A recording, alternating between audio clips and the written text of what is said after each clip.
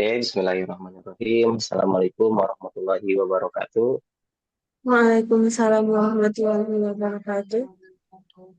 Kami dari kelompok proyek kepemimpinan yang beranggotakan saya sendiri, Ade Maulana Mahen, kemudian ada Alifia Ajahri Rahmah, kemudian ada Dina Maludia akan mempresentasikan tentang proyek kepemimpinan dari ide kelompok kami, yaitu tentang sosialisasi dan revitalisasi permainan tradisional Badak Sunda bagi generasi Z dan Alpha. Oke, bisa dilanjutkan slide-nya.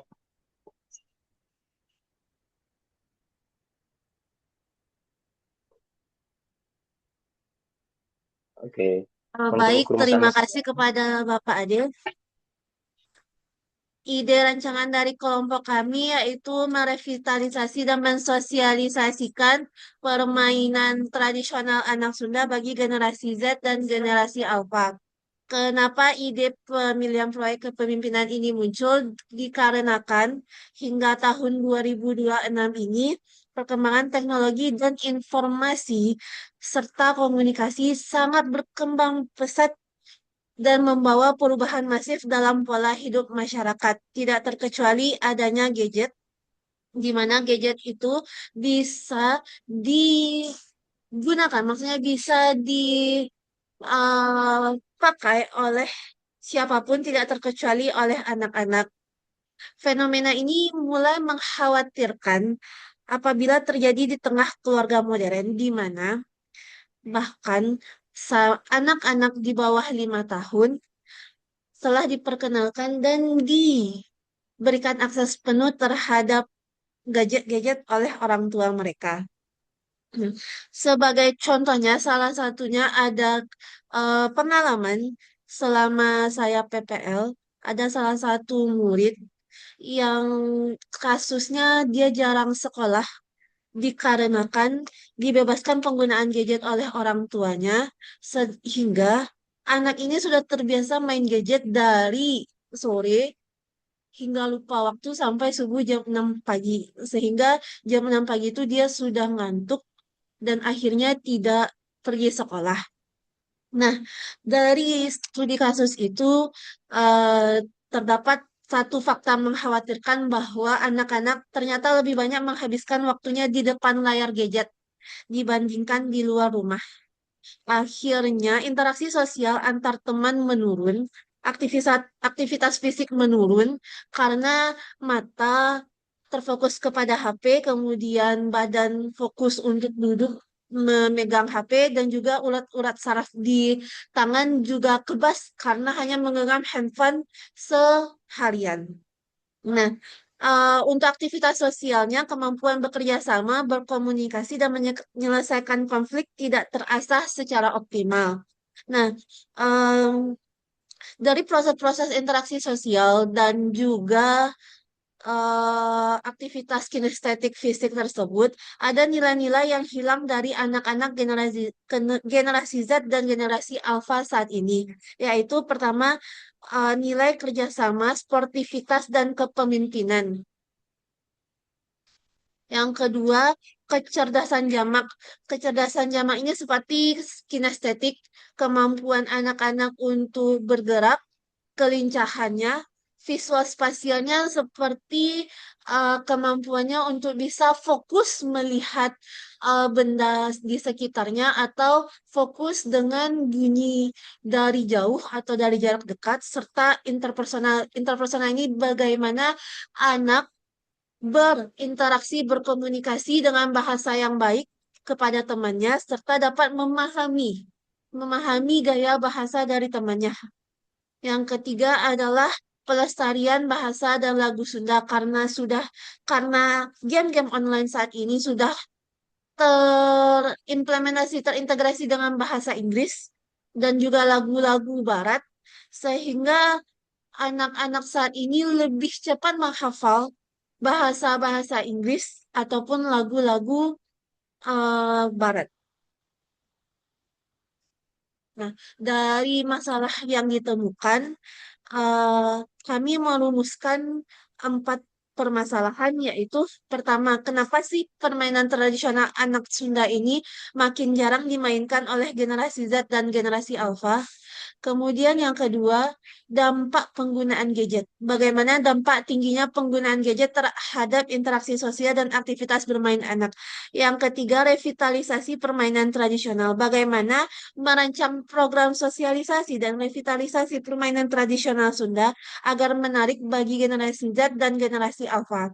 Yang terakhir, bagaimana mendokumentasikan dengan cara efektif agar permainan tradisional ini dapat dipelajari dan dimainkan oleh anak di masa depan. Dari latar belakang rumus masalah, jadi kami bertujuan untuk proyek kepemimpinan ini dapat melestarikan dan merevitalisasi permainan tradisional anak Sunda sebagai warisan budaya tak benda melalui kegiatan sosialisasi langsung dan penyusunan buku panduan. Selain tujuan utama sebelumnya, beberapa tujuan khusus yang ingin kami capai. Yang pertama, mengenalkan kembali permainan tradisional Sunda kepada generasi Z dan Alpha. Yang kedua, meningkatkan minat anak untuk memainkan permainan tradisional sebagai aktivitas selain gadget, memberikan pengalaman bermain langsung atau experiential learning, sehingga murid merasa nilai keseruan, kebersamaan, dan karakter yang terbangun dari permainan tradisional, meningkatkan kesadaran dan rasa bangga murid terhadap budaya Sunda. Yang kelima, menghasilkan buku panduan permainan tradisional Sunda yang berisi aturan main, filosofi, lagu dolanan, dan ilustrasi sebagai dokumentasi warisan budaya yang efektif. Yang terakhir, melatih jiwa kepemimpinan, kerjasama tim, dan kemampuan manajerial panitia proyek. Sekian hasil presentasi dari saya kembalikan kepada moderator. Terima kasih.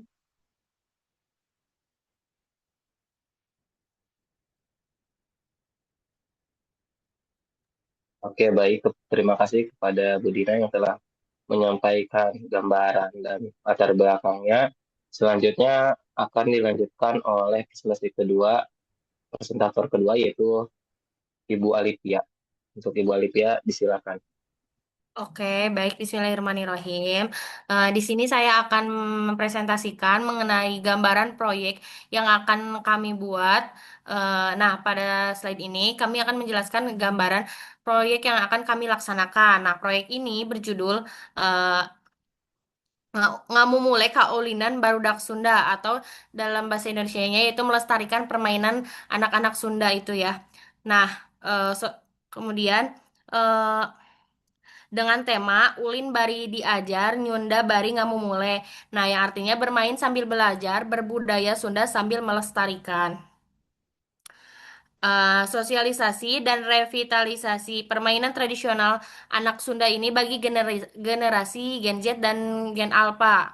Kemudian sasaran kegiatannya ini pada siswa SD kelas 4 sampai kelas 6 atau siswa SMP kelas 7 sampai kelas 8. Nah, estimasinya jumlah peserta sekitar 40 sampai 80 siswa menyesuaikan dengan kapasitas yang diperlukan. Kemudian waktu dan tempat yaitu durasi proyek yang akan kami buat itu sekitar 4 sampai 6 minggu dari persiapan hingga nanti di akhir gelar karya. Kemudian kegiatan sosialisasi sekitar 2 sampai 3 kali pertemuan dengan durasi setiap pertemuannya 2 sampai 3 jam. Nah, tempat yang bisa digunakannya yaitu bisa di halaman sekolah, lapangan dan pendopo. Kemudian slide selanjutnya.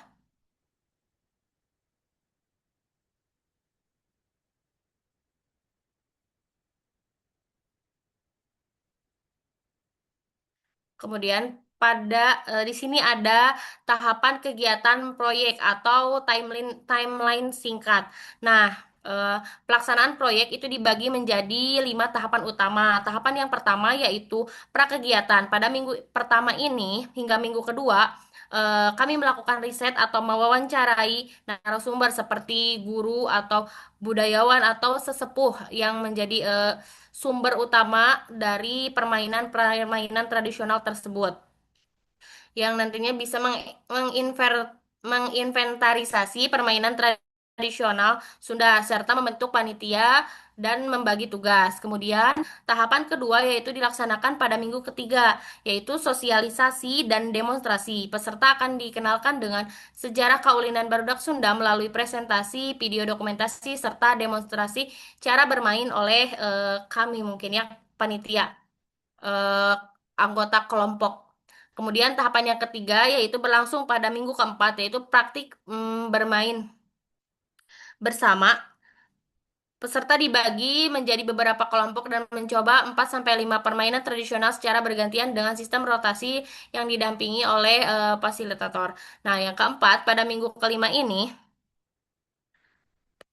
pada minggu kelima ini adalah refleksi dan kreasi. Peserta berdiskusi mengenai pengalaman yang diperoleh, nilai karakter yang dipelajari mengikuti lomba permainan tradisional, kemudian menuliskan dan menggambarkan kesan mereka. Nah, pada tahapan terakhir yaitu gelar karya, dan minggu keenam pada kegiatan ini dipamerkan dokumentasi, poster, dan buku panduan kaulinan barudak Sunda serta penampilan permainan tradisional sebagai bentuk apresiasi budaya lokal.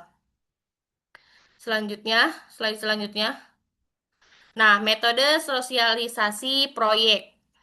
Yang pertama yaitu dalam pelaksanaan proyek ini kami menggunakan beberapa metode. Nah, yang pertama yaitu storytelling, di mana kita menceritakan asal-usul atau filosofi permainan dari permainan tradisional Sunda tersebut. Yang kedua yaitu demonstrasi langsung. Nah, sehingga peserta bisa melihat tata cara bermain yang benar. Kemudian yang ketiga yaitu experiential learning, yaitu belajar melalui pengalaman bermain secara langsung sehingga nilai-nilai seperti kerjasama, sportivitas, tanggung jawab dapat dirasakan oleh peserta. Nah, selanjutnya yaitu gamifikasi, sistem poin dan penghargaan antar kelompok. Itu pemberian poin dan penghargaan kepada kelompok untuk meningkatkan motivasi dalam belajar permainan tersebut. Dan yang terakhir yaitu integrasi lagu dolanan Sunda di setiap permainan. Jadi terakhir kami mengintegrasikan lagu dolanan Sunda dalam beberapa permainan agar suasana lebih menyenangkan sekaligus melestarikan bahasa dan budaya Sunda tersebut. Slide selanjutnya. Nah, yang terakhir yaitu contoh daftar kaulinan yang akan kami sosialisasikan. Yang pertama pada slide ini eh, ada permainan orai-orayan. Nah, permainan ini dimainkan secara berkelompok dengan membentuk barisan yang panjang, menyerupai ular sambil menyanyikan lagu orai-orayan. Nah, anak berada di barisan depan bertugas memimpin jalanan permainan, sedangkan anggota lainnya mengikuti arah gerakan melalui permainan ini belajar tentang kepemimpinan, kekompakan, dan komunikasi dan kebersamaan. Kemudian yaitu permainan tradisional perepet jengkol, di mana dimainkan oleh beberapa anak yang saling bertaut dan bergerak mengikuti irama lagu untuk menjaga keseimbangan setiap permainan, bekerja sama saling mendukung, dan nilai yang ditanamkan adalah kerjasama dan disiplin. Kemudian yang ketiga yaitu gala asin atau gobak sodor. Nah, di mana permainan ini dilakukan oleh dua tim, yaitu tim penjaga dan penyerang. Tim penyerang harus melewati garis pertahanan tanpa tersentuh lawan. Kemudian yang keempat yaitu eh, boy-boyan, di mana permainan ini dimulai dengan menyusun pecahan genting ya, genting atau kaleng yang kemudian dijatuhkan menggunakan bola. Setelah itu, satu tim berusaha menyusun kembali susunan tersebut sehingga sedangkan tim lawan mencoba menggagalkan dengan melempar bola. Nah, permainan ini melatih ketangkasan, keberanian, kerjasama, dan konsentrasi. Kemudian yang kelima yaitu sondah dan engklek. Permainan ini menggunakan gambar kotak di tanah, peserta melompat menggunakan satu kaki sambil menjaga keseimbangan hingga mencapai kotak terakhir. Dari permainan ini, anak belajar fokus, kesabaran, ketelitian, dan keseimbangan. Kemudian, yang keenam yaitu congklak. Nah, permainan ini menggunakan papan congklak ya, di mana yang dimainkannya yaitu ada dua orang, di mana setiap pemain harus memindahkan biji ke setiap lubang sesuai aturan hingga memperoleh hasil terbanyak. Nah, permainan ini mengembangkan kemampuan berhitung, berpikir strategis, dan memecahkan masalah. Kemudian yang ketujuh yaitu cingciripit, permainan yang dilakukan sambil bernyanyi menggerakkan jari tangan secara bergantian. Nah, permainan ini melatih kecepatan berpikir, konsentrasi, dan kepekaan. Kemudian yang kedelapan yaitu ucing sumput atau petak umpet. Nah, satu orang bertugas menjadi penjaga, sedangkan yang lainnya bersembunyi, menemukan semua pemain yang bersembunyi. Nah, permainan ini mengembangkan kemampuan observasi. Kemudian yang kesembilan yaitu permainan main karet atau lompat tali menggunakan tali yang dirangkai dari karet gelang. Nah, tinggi tali tersebut akan terus bertambah sesuai dengan tingkat kesulitan. Permainan ini untuk melatih kelincahan, koordinasi gerak, dan ketahanan fisik. Kemudian yang ke-10 yaitu gatrik, di mana permainan ini menggunakan dua batang kayu yaitu kayu pendek dan kayu panjang. Permainan harus memukul kayu pendek hingga melambung sejauh permainan ini. Permainan ini melatih konsentrasi dan ketepatan koordinasi mata sehingga menumbuhkan rasa percaya diri. Sehingga melalui 10 kaulina tersebut, kami berharap peserta tidak hanya mengetahui cara bermainnya, tetapi juga memahami bahwa setiap permainan tradisional mengandung nilai pendidikan yang berkarakter. Mungkin itu yang dapat saya sampaikan, kemudian saya kembalikan lagi ke moderator. Baik, terima kasih Bu Alivia atas pemaparannya. Sekarang kita masuk ke bagian output utama dari proyek kepemimpinan. Nah, output dari proyek kepemimpinan kami adalah membuat sebuah buku gitu ya, yaitu berjudul Kayu Ulin, Panduan Kaulinan Badak Sunda gitu ya. Kurang lebih seperti pada gambar ya, bukunya seperti itu. Nah, pada buku ini juga dicetak secara fisik gitu, kemudian juga dicetak secara format e-book gitu ya.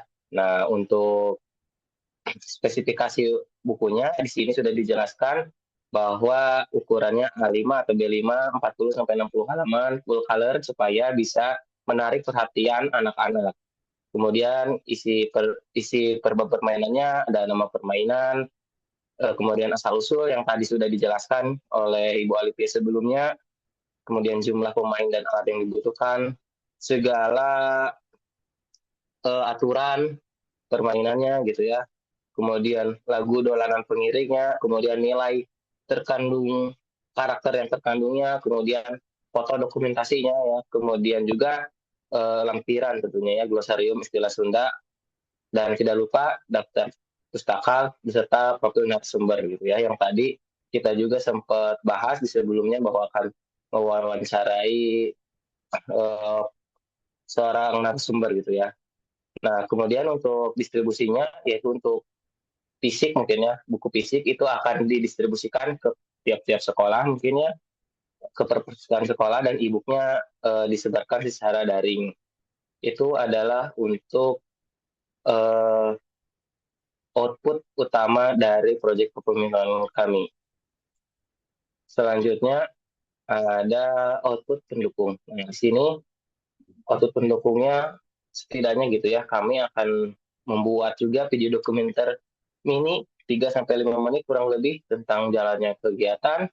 Kemudian juga ada majalah dinding atau poster infografis yang didesain secara visual dan menarik untuk dipasang di majalah dinding mading sekolah sebagai sarana edukasi harian.